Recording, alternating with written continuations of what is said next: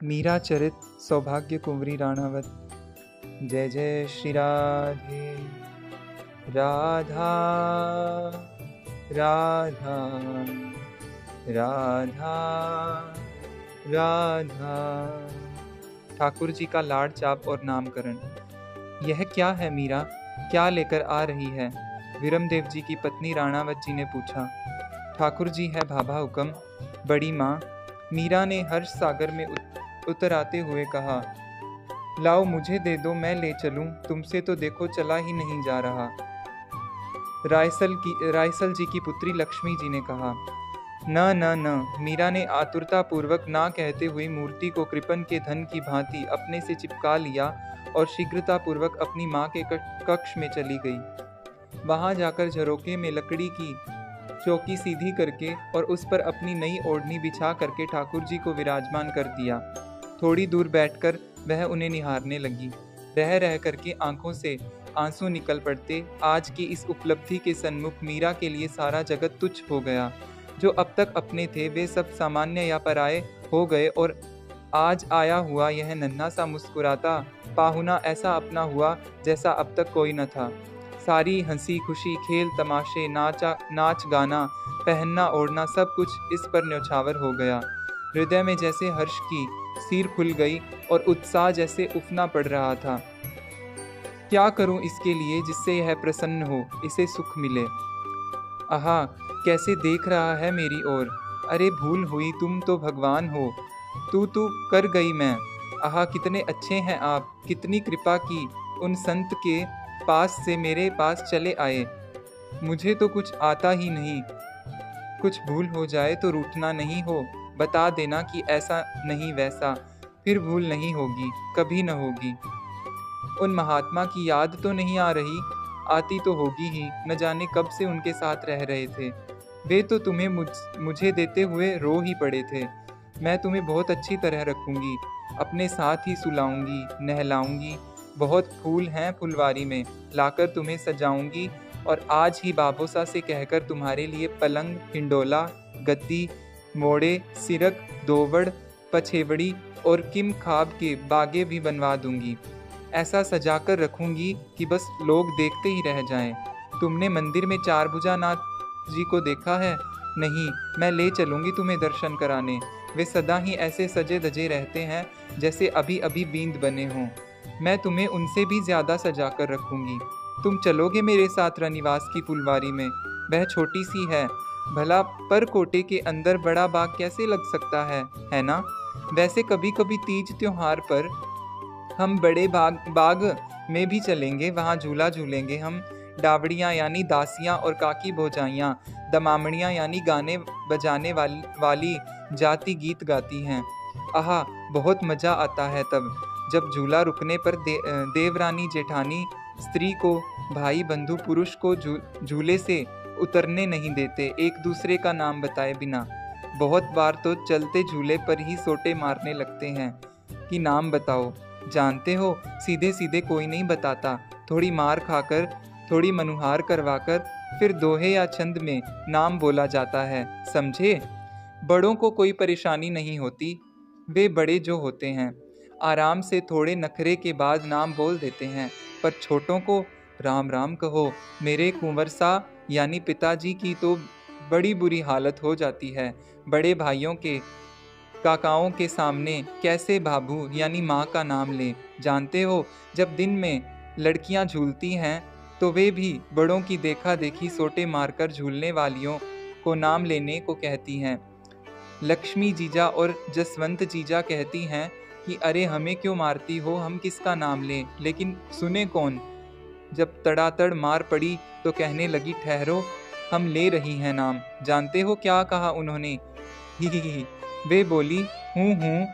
तुम सोचते होंगे कि हंसे जा रही है, कुछ कहती तो है नहीं। तुम आप सुनोगे तो आप भी हंसोगे। जसवंत जीजा बोली, झाड़किया में झाड़क्यो, झाड़के में जवरो, चिरकला या नर चिड़िया जी गाम गया, जसू जी एकला ही रहो। उनकी देखा देखी लक्ष्मी जीजा और फिर सब लड़कियों ने यही नाम लिया, और तो और मैंने भी। मीरा को फिर हंसी छूटी। कुछ देर हंसने के बाद एकदम गंभीर होकर बोली, अब मैं किसी चिड़िया फिड़िया का नाम नहीं लूंगी। यदि तुम इजाजत दो तो तुम्हारा नाम ले लूं, किंतु किंतु मुझे तो तुम्हारा नाम ही नहीं मालूम। क्या नाम है तुम्हारा? मुझे नहीं बताओगे? अच्छा कान में बता दो, मैं किसी से नहीं कहूंगी। अच्छा ना कहो, मैं बाबोसा से पूछ लूंगी। अभी बाईसा हुक्म पधारिए, भोजन कर लीजिए, दासी ने आकर कहा। क्या? जा तू यहाँ से, मुझे नहीं करना भोजन भोजन। दासी ने देखा यह क्या हो रहा है बाईसा को। आंखों में आंसू, होठों में हंसी, देह में कंप और ललाट पर पसीना। अकेले अकेले बतराना। कोई रोग नहीं है? कोई रोग तो नहीं है? अथवा अथवा कहीं किसी भूत प्रेत की छाया? उसने नीचे जाकर मीरा की दशा कह सुनाई। मीरा, क्या हुआ बेटी तुझे? माँ ने आकर उसके कंधे पर हाथ रखा। अरे ये ठाकुर जी कहाँ से लाई तू? क्या है माँ, मुझे भूख नहीं है अभी, जब लगेगी तो आकर खा लूंगी। तुझे भूख नहीं है तो क्या इन्हें भी भूखा रखेगी? चल उठ, हाथ पैर धोकर इन्हें भोग लगा और फिर तू भी प्रसाद पा। अरे हाँ, यह बात तो मैं भूल ही गई। मीरा ने उठकर माँ का हाथ पकड़ा और चलने को उद्यत होते हुए ठाकुर जी की ओर देखकर संकेत किया। अभी आई मैं हो, घबराना नहीं। बाबोसा, आप भीतर पधारकर मेरे ठाकुर जी के दर्शन करिए ना। मीरा ने दूधा जी का हाथ पकड़कर आग्रह किया। तेरे ठाकुर जी कहाँ से आ गए भला? उन्होंने मीरा के माथे पर हाथ रखकर बड़े लाड से पूछा। परसों जो संत आए थे ना, उन्होंने ही दिए आज सवेरे मुझे। मैंने उनका फूलों से श्रृंगार किया है, आप देखिए ना चलकर। क्या सचमुच संत ने दिए हैं? हाँ हुक्म, उन्होंने ही तो दिए हैं, नहीं तो मैं कहाँ से लाती। मैंने कल उनसे मांगा था ठाकुर जी को, उन्होंने मना कर दिया। आज सवेरे उन्होंने कहा कि ठाकुर जी ने सपने में मुझे कहा है कि मैं मीरा के पास रहूंगा, अतः मुझे उसे दे दो, और उन्होंने मुझे दे दिया। बाबोसा, और सब बात तो उन्होंने बताई, पर ठाकुर जी का नाम तो बताया ही नहीं। सच तो यह है कि मैं पूछना ही भूल गई। अब आप जल्दी से चलकर उनके दर्शन कीजिए और नाम भी बताइए उनका। मैं आ रहा हूँ बेटा, तुम भीतर जाकर खबर करो, दूधा जी ने कहा। मीरा दौड़कर अंतःपुर में गई और चौक से ही चिल्लाकर बोली, आप सब एक और हो जाएं, बाबोसा पधार रहे हैं मेरे ठाकुर जी के दर्शन करने। मीरा की बात सुनकर बहुएं अपने अपने कक्ष में चली गईं। मीरा की माँ अपनी जेठानी के कक्ष में जाती हुई बोली, भाभी सा, यह छोरी तो ठाकुर जी के पीछे पागल ही हो रही है, साथ साथ अन्नदाता हुक्म को भी इधर उधर दौड़ाए दे रही है।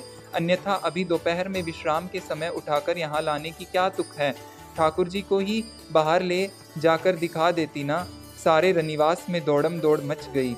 बीननी काला रिगत कालो ही जाने, यूं भी बूढ़े और बच्चे मित्र होते हैं, फिर दोनों ही भगत हो तो कहना ही क्या। तुम ही कहो, मीरा को छोड़कर और किसी की हिम्मत है अन्नदाता हुक्म के सामने ऐसी बेतुकी बात करने की? औरों को छोड़ो, उनके बेटे ही नहीं बोल पाते अपनी बात, किसी और से वे कहलवाते हैं। केवल यही ऐसी लाडल पूत है जिसकी हर बात उन्हें मान्य है। दूधा जी ने भगवान को प्रणाम किया और बोले, बेटा, ठाकुर जी को लकड़ी के बाजोट पर क्यों, आज ही मैं चांदी का सिंहासन मंगवा दूंगा।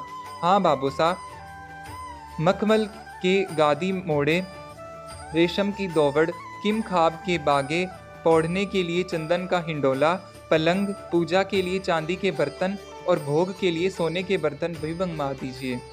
अवश्य बेटा अवश्य, आज सांझ तक सब वस्तुएं आ जाएंगी। अरे सबसे आवश्यक बात तो मैं भूल ही गई, इनका नाम क्या है बाबोसा? इनके नाम और गुणों का कोई पार नहीं है बेटा। तेरे ठाकुर जी हैं सो मीरा के ठाकुर जी, और क्या? नहीं नहीं, ऐसा कहीं होता है? ठाकुर जी को ठाकुर जी कहना चाहिए क्या? आपको तो कोई भी मेड़ता के दूधा जी नहीं कहता। आप तो नाम बताइए इनका। नाम तो सदा बराबर वालों के प्रयोग के लिए होते हैं, अन्य सब तो संबंधों और पदों के अनुसार, पद के अनुसार ही संबोधन करते हैं। मनुष्य का तो एक ही नाम होता है, परंतु ये तो अनंत नाम, रूप और गुणों के स्वामी हैं। उन नामों में से जो भी तुझे प्रिय लगे वही चुन ले। आप नाम लीजिए बाबोसा, मुझे जो अच्छा लगेगा वही मैं आपको बता दूंगी। ठीक है? कृष्ण, गोपाल, मनमोहन, गोविंद, माधव, केशव, मुरली मनोहर, गिरधारी। बस बस बाबोसा, मीरा उतावली से बोली, यह गिरधर नाम सबसे अच्छा है। इस नाम का अर्थ क्या है? दिवाली के दूसरे दिन अन्नकूट होता है ना, जिस दिन अपने चारभुजा नाथ को 56 भोग अर्पित किए जाते हैं। अपने यहाँ उस दिन को खेकरा कहते हैं। यदि याद है तुझे, उस दिन गायों को भड़काया जाता है और शाम को बैलों की पूजा होती है। हाँ बाबोसा, बैलों की पूजा आप या बड़े कुंवरसा यानी विरम देव जी करते हैं। उस दिन क्या हुआ था, मैं बूढ़ा हो गया हूँ ना, इसलिए इतने सारे बैलों की पूजा नहीं कर पाता। 10-5 की मैं कर लेता हूँ, फिर तुम्हारे बड़े कुंवरसा करते हैं। हाँ, तो मैं कह रहा था कि दिवाली के दूसरे दिन ब्रज में इंद्र यज्ञ होता था। भगवान कृष्ण ने उसको बंद करवाकर गोवर्धन पर्वत की पूजा आरंभ करवाई। इससे इंद्र को क्रोध चढ़ आया और उन्होंने ब्रज पर खूब जोर की वर्षा करवा दी। बड़े बड़े आधा सेर के ओले पड़ने लगे और बैल बांधने की रस्सी होती है ना, वैसी मोटी मोटी धाराएं पानी की पड़ने लगी। ओलों की मार और पानी की बौछार से लोग घबराए। उन्होंने भगवान को पुकारा। भगवान सबको लेकर गोवर्धन के समीप गए और उसे हाथ से ऊपर उठाकर छत्र की भांति तान दिया। ब्रज के लोग अपने ढोल डंगर, छोरा छोरी और गंठड़ी मुठड़ी लेकर उसके नीचे आ घुसे। 7 दिन तक प्रभु अपने बाएं हाथ की छोटी उंगली पर पर्वत उठाए रहे और दाहिने हाथ से वंशी बजाते रहे। वे निरंतर वंशी वादन इसलिए करते रहे कि किसी का ध्यान समय और भूख प्यास थकान की ओर न जाए। अपना चक्र ब्रज के ऊपर छोड़ा कि वर्षा के जोर और ओलों से किसी के घर झोंपड़े न ढह जाएं। चक्र ने सब जल सोख लिया। 7वें दिन वर्षा बंद हुई तो उन्होंने सब से घर जाने को कहा। उनके निकल जाने पर पर्वत ज्यों का त्यों नीचे रख दिया। उस दिन से उनका नाम गिरधारी अथवा गिरधर पड़ा। समझी बेटा, कहते हुए दूधा जी ने मीरा की ओर देखा। देखते ही वे चौंक पड़े। कुछ करें इसके पूर्व ही मीरा के पास खड़े एक बालक ने क्या हुआ मीरा कहकर उसे हाथ से हिलाया और मीरा चेतनाहीन मूर्ति की भांति भूमि पर जा गिरी। दूधा जी शीघ्रतापूर्वक उसे गोद में उठाकर बाहर के महलों में चले गए। बच्चों के मुख से सारी घटना सुनकर स्त्रियां चिंतित होकर सोचने लगी कि हंसती खेलती बालिका को अकस्मात ऐसा क्या हो गया। बोलिए श्री मीराबाई सा की जय। जय श्री मीरा, जय श्री गिरधर। राधा राधा राधा राधा। जय जय श्री राधे।